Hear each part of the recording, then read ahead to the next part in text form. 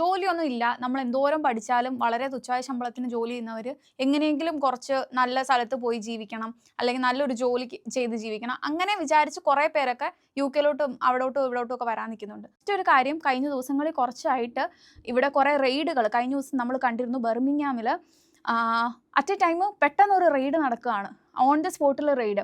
കാര്യം എന്ന് പറഞ്ഞാൽ, ഹായ് ഫ്രണ്ട്സ്, അബീസ് യുക്കെയുടെ പുതിയ വീഡിയോയിലോട്ട് എല്ലാവർക്കും സ്വാഗതം. അപ്പം ഇന്ന് നമ്മുടെ വീഡിയോ എന്ന് വെച്ചാൽ എല്ലാവരുടെയും തന്നെ UK-യിൽ വന്നവരുടെയും അല്ലെങ്കിൽ UK-ലോട്ട് വരാനിരുന്നവരുടെയും എല്ലാവരുടെയും പ്രതീക്ഷ അറ്റ ഒരു സംഭവമായിരുന്നു ജൂലൈ 22, 2025 വന്ന കുറേ നിയമങ്ങളുടെ മാറ്റം.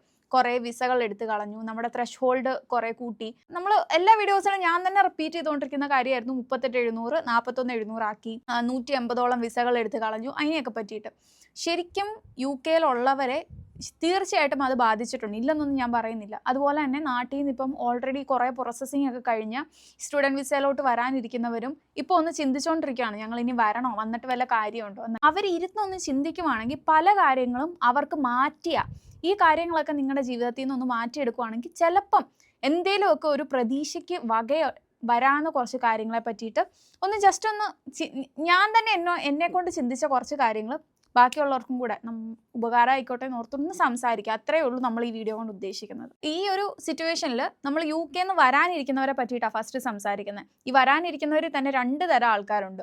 ഒന്നെന്ന് പറയുന്നത് UK-യിൽ പഠിക്കാൻ വേണ്ടി മാത്രം വരുന്ന കുറച്ച് പിള്ളേർ.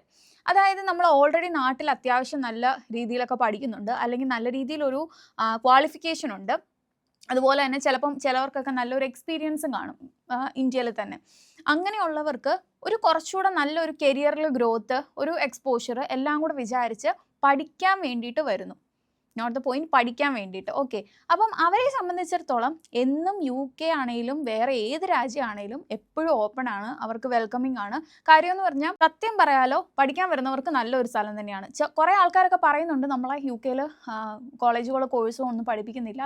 സത്യം പറഞ്ഞാൽ UK-യിൽ സ്പൂൺ ഫീഡിങ് അല്ല. അപ്പം അങ്ങനെ വിചാരിച്ച് നിൽക്കുന്നവർക്ക് എന്നും UK ആണെങ്കിലും വേറെ ഏത് രാജ്യമാണെങ്കിലും നിങ്ങൾക്ക് ഓക്കെ ആയിട്ട് വരാൻ പറ്റും. രണ്ടാമത്തെ കാറ്റഗറി എന്ന് പറയുന്നത് UK-യിൽ വരണം എന്നുള്ള ആഗ്രഹത്തിൽ പഠിക്കാനായിട്ട് വരുന്നു. ഓക്കെ, അപ്പം അവരെ സംബന്ധിച്ചിടത്തോളം UK എന്ന് പറയുന്ന ഒരു ഡ്രീം ഡെസ്റ്റിനേഷനാണ്. അവർക്ക് ഇവിടെ വന്നിട്ട് എങ്ങനെയെങ്കിലും കുറച്ച് പൈസ ഉണ്ടാക്കണം, എല്ലാവരും ലൈഫ് ഇൻസ്റ്റഗ്രാമിലൊക്കെ കാണുന്ന പോലെ ജസ്റ്റ് ലൈഫ് ഒന്ന് അടിച്ചു പൊളിക്കണം, ഇതാണ് UK-യിലെ കുറേ സ്ഥലങ്ങളൊക്കെ എക്സ്പ്ലോർ ചെയ്യണം, ഇങ്ങനെ ഒരു രീതിയിൽ വരുന്നു. ഐഫോൺ എടുക്കണം, അങ്ങനത്തെ ഒരു ലൈഫ്, ഒരു ഇച്ചിരി ലാവിഷായിട്ടുള്ള ലൈഫ്. ഞാൻ കുറ്റപ്പെടുത്തുമല്ല കേട്ടോ, നമ്മളും ഓരോ പ്രായത്തിലും ഓരോ താല്പര്യങ്ങളാണ് നമുക്കുള്ളത്, അത് വരണം. അങ്ങനെയാണ് നമ്മുടെ ജീവിതം, ടീനേജ്, അങ്ങനെ ഓരോ സെക്ഷൻ ഉണ്ടല്ലോ.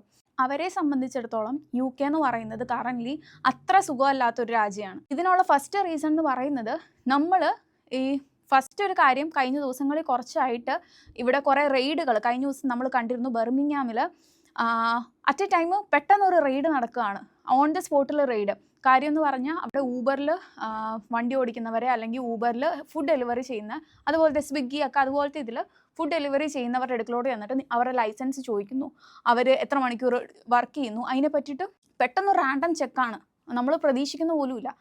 ഈ പാർട്ട് ടൈം 20 hours ഉള്ളൂ എന്നും പറഞ്ഞുകൊണ്ട് നമ്മൾ എക്സ്ട്രാ വർക്ക് ചെയ്യും, ക്യാഷ് ഇൻ ഹാൻഡ്. അങ്ങനെയൊക്കെ ചെയ്യുന്നവരെ ഇഷ്ടംപോലെ ഇവിടെ പിടിക്കുന്നുണ്ട്. അതാണ് വേറൊരു പ്രശ്നം സ്റ്റുഡൻറ്റ് വിസയിൽ വരുമ്പോൾ. പിന്നെ വേറൊരു കാര്യം എന്ന് വെച്ചാൽ, സ്റ്റുഡൻറ്റ് വിസയിൽ വരുമ്പോൾ പണ്ടൊക്കെ നമുക്ക് അറ്റൻഡൻസ് ഒരു വലിയ മാൻഡേറ്ററി സംഭവം അല്ലായിരുന്നു. ഇപ്പോഴത്തെ സിറ്റുവേഷനിൽ അറ്റൻഡൻസ് എന്ന് പറയുന്നത് കൃത്യമായിട്ട് അവർ ചെക്ക് ചെയ്യുന്നുണ്ട്. ഇൻ പേഴ്സൺ ആയിട്ട്, ഓൺലൈനൊക്കെ മാറി ഇൻ പേഴ്സൺ ആയിട്ട് തന്നെ നമുക്ക് ക്ലാസ്സിൽ പോയി അറ്റൻഡ് ചെയ്യണം. അതുപോലെ വേറൊരു പ്രശ്നം, അസൈൻമെൻറ്റ് ചെയ്യിപ്പിക്കുന്നത്. ഓക്കെ, ചില കോഴ്സുകൾക്ക് എക്സാം ഉണ്ട്, ഇപ്പോഴും എക്സാം ഉണ്ട്. ഞാൻ വന്ന ടൈമിലൊക്കെ എക്സാം ഉണ്ടായിരുന്നു എൻ്റെ കോഴ്സിനൊക്കെ. പക്ഷേ ചില കോഴ്സുകൾക്ക് അസൈൻമെൻറ്റ് മതി. അപ്പോൾ ഈ അസൈൻമെൻറ്റ് മാത്രം മതി എന്നുള്ളവർക്ക് ഒരു വലിയ ആശ്വാസം എന്താണെന്നോ, ഞാൻ ഉൾപ്പെടെ കണ്ടിട്ടുണ്ട് ഇൻസ്റ്റാഗ്രാമിൽ കുറേ ഇൻസ്റ്റാഗ്രാമേഴ്സ് വീഡിയോ ചെയ്യുന്നത്, നിങ്ങൾക്ക് അസൈൻമെൻറ്റിൽ അസിസ്റ്റൻസ് വേണമെങ്കിൽ ഞങ്ങളെ ബന്ധപ്പെടുക, അല്ലെങ്കിൽ ഈ ഒരു പ്രൊമോഷൻ, ഒരു പെയ്ഡ് പ്രൊമോഷൻ ആയിരിക്കും, അവരെ ബന്ധപ്പെടുക എന്നൊക്കെ പറയുന്നത്. നിങ്ങളൊരു കാര്യം മനസ്സിലാക്കണം, ഞങ്ങളുടെ കൂട്ടത്തിൽ തന്നെ ഇഷ്ടം പോലെ ആൾക്കാർ, പേഴ്സണലി അറിയാവുന്ന ഒരു 8 പേരെ അസൈൻമെൻറ്റ് വെളിയിൽ കൊടുത്ത് ചെയ്യിച്ച് പ്ലേജറിസം അടിച്ചിട്ട് അത് യൂണിവേഴ്സിറ്റി ഒരു ഇൻവെസ്റ്റിഗേഷൻ ടീമിനെ വെച്ച് അത് അന്വേഷിക്കുന്നു.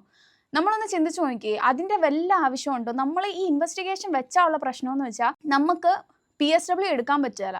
അങ്ങനെ ഒരു പ്രശ്നമുണ്ട്. ഈ ഇൻവെസ്റ്റിഗേഷൻ വെച്ച് കഴിഞ്ഞാൽ ഇൻവെസ്റ്റിഗേഷൻ പൂർത്തിയാവാതെ നമ്മുടെ റിസൾട്ട് അവർ വെളിയിൽ വിടുകയില്ല. ഈ റിസൾട്ട് വെളിയിൽ വിടാതെ നമുക്ക് വേറെ ഒരു വിസയിലോട്ടും ചേഞ്ച് ചെയ്യാൻ പറ്റുകയില്ല. അങ്ങനെ പല പ്രശ്നങ്ങളുണ്ട്. ഇതിനെ പറ്റിയിട്ടൊന്നും ധാരണയില്ലാതെ നമ്മൾ നാട്ടിൽ നിന്ന് കയറി വരുന്നു, അടിച്ചു പൊളിക്കുന്നു, കുറേ പാർട്ട് ടൈം ചെയ്യുന്നു, കുറേ ഫുൾ ടൈം പേയ്മെൻ്റ് ഒക്കെ അങ്ങനെ ഇങ്ങനെയൊക്കെ മേടിക്കുന്നു.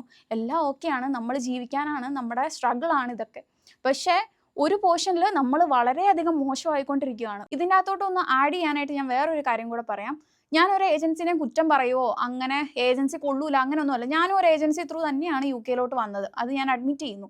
പക്ഷേ നിങ്ങളൊരു സ്ഥലത്തോട്ട് പഠിക്കാൻ വരുമ്പോൾ നിങ്ങൾ ഫസ്റ്റ് ഏജൻസിയിൽ നമ്മൾ സംസാരിക്കും. ഈ രാജ്യങ്ങൾ നമുക്ക് ഇതൊക്കെയാണ് കോഴ്സുകൾ, നമ്മുടെ പ്രിഫറൻസ്, ഈ രാജ്യങ്ങളാണ് നമ്മൾക്ക് താല്പര്യം, ഇതൊക്കെ പറഞ്ഞിരുന്നാൽ പോലും നിങ്ങൾ ഏജൻസിനെ കണ്ണടച്ചങ്ങ് വിശ്വസിക്കരുത്. ഏറ്റവും കൂടുതൽ നമ്മൾ ഏജൻസി വിശ്വസിക്കുന്നതിൻ്റെ ഒരു മെയിൻ കാരണം എന്ന് വെച്ചാൽ, നമ്മൾ ഈ നാട്ടിൽ ജോലിയൊന്നും ഇല്ല, നമ്മൾ എന്തോരം പഠിച്ചാലും വളരെ തുച്ഛമായ ശമ്പളത്തിന് ജോലി ചെയ്യുന്നവർ എങ്ങനെയെങ്കിലും കുറച്ച് നല്ല സ്ഥലത്ത് പോയി ജീവിക്കണം, അല്ലെങ്കിൽ നല്ലൊരു ജോലി ചെയ്ത് ജീവിക്കണം, അങ്ങനെ വിചാരിച്ച് കുറേ പേരൊക്കെ UK അവിടോട്ടും ഇവിടോട്ടും ഒക്കെ വരാൻ നിൽക്കുന്നുണ്ട്. അവർക്ക് വേണ്ടിയിട്ട് പറയുന്നൊരു കാര്യം എന്ന് വെച്ചാൽ, നമ്മൾ ഈ ഏജൻസിയിൽ ഫുള്ളി ട്രസ്റ്റ് ചെയ്യുന്നതിന് മുന്നേ നിങ്ങൾ ആദ്യം LinkedIn ത്രൂ ഒന്ന് സെർച്ച് ചെയ്യണം. നിങ്ങളുടെ ജോലിക്ക് അല്ലെങ്കിൽ നിങ്ങളുടെ ബാക്ക്ഗ്രൗണ്ട് ഉണ്ടല്ലോ, അതുമായിട്ട് ഏതൊക്കെ രാജ്യങ്ങളിലാണ് കുറച്ച് കൂടുതൽ ജോലികളുള്ളത്, അല്ലെങ്കിൽ നല്ല രീതിയിൽ നിങ്ങൾക്കൊന്ന് പഠിക്കാനും പറ്റുന്ന യൂണിവേഴ്സിറ്റീസ് ഏതാണ്, നിങ്ങളുടെ കോഴ്സിൻ്റെ ഓരോ കാര്യങ്ങളും ചെക്ക് ചെയ്യണമെന്നേ.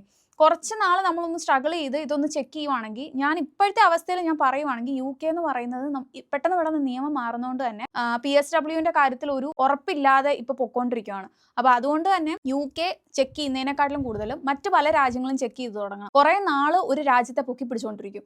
അതായത് കുറച്ച് നാൾ UK ഒരു വലിയ കുത്തൊഴുക്ക് ആൾക്കാരെ വിട്ട് കഴിഞ്ഞപ്പോൾ അവരിപ്പോൾ നൈസായിട്ട് UK കുറേ നിയമങ്ങളൊക്കെ മാറിയ കാരണം UK പറ്റിയിട്ട് ഇപ്പം മിണ്ടുന്നില്ല. കുറച്ച് ദിവസത്തേക്ക് മിണ്ടാതിരിക്കും. എന്നിട്ട് കുറേ ദിവസം ഇനി ജർമ്മനിയുടെ കുറേ റീൽസും അതിൻ്റെ വീഡിയോസും അവിടെ പോയി പഠിച്ചവരുടെ കുറേ ലക്ഷറി ലൈഫും ഒക്കെ കാണിച്ച് നാട്ടിലുള്ളവരെ പിന്നെ ഒന്നുകൂടെ ഇളക്കും. അപ്പോൾ അവരോർക്കും UK ബെറ്റർ ഈ രാജ്യമാണ്.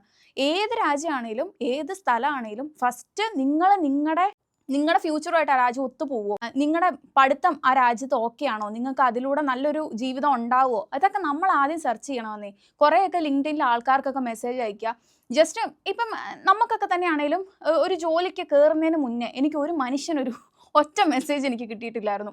അതിന് ആ സമയത്തൊക്കെ ഞാൻ ഇഷ്ടംപോലെ ആൾക്കാർക്ക് ഞാൻ അങ്ങോട്ട് മെസ്സേജ് ഇടും.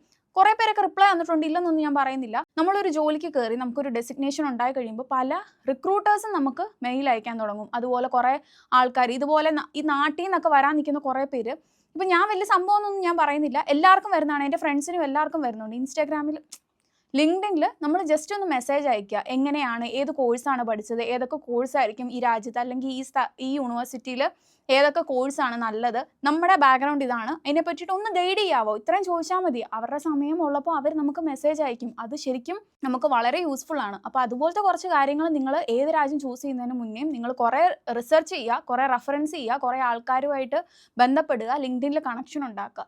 ഇങ്ങനെയൊക്കെ ചെയ്തു കഴിഞ്ഞാൽ നിങ്ങൾക്ക് ഏത് രാജ്യത്തോട്ട് വേണേലും പോവാം. അതാണ് ഏറ്റവും വലിയ കാര്യം. നമ്മൾ ഒരു രാജ്യം തന്നെ ഫോക്കസ് ചെയ്യാണ്ട് നമ്മുടെ ജീവിതം നല്ലതായി പോകണമെങ്കിൽ ഏത് രാജ്യമായിരിക്കും നല്ലതെന്ന് നമ്മൾ തന്നെ തീരുമാനിക്കുക. എന്നിട്ട് ഏജൻസിനോട് സംസാരിച്ച് അതിൻ്റെ അകത്തുനിന്നൊരു സോർട്ട് ഔട്ട് ലിസ്റ്റ് എടുക്കുക. അപ്പം ഈ പറഞ്ഞത് എത്രത്തോളം എല്ലാവർക്കും മനസ്സിലായെന്ന് എനിക്കറിയില്ല. എൻ്റെ അനുഭവത്തിൽ നിന്ന് നമുക്കുണ്ടായ കുറേ കാര്യങ്ങളെ വെച്ചിട്ടാണ് ഈ വീഡിയോ ചെയ്തത്. അപ്പോൾ വീഡിയോ ഇൻഫോർമേറ്റീവായിട്ട് തോന്നിയെങ്കിൽ നമ്മുടെ ചാനൽ സബ്സ്ക്രൈബ് ചെയ്യുന്നതിന് പരിഗണിക്കുക. It's me, Bima, signing off from Abhi's UK channel. Bye.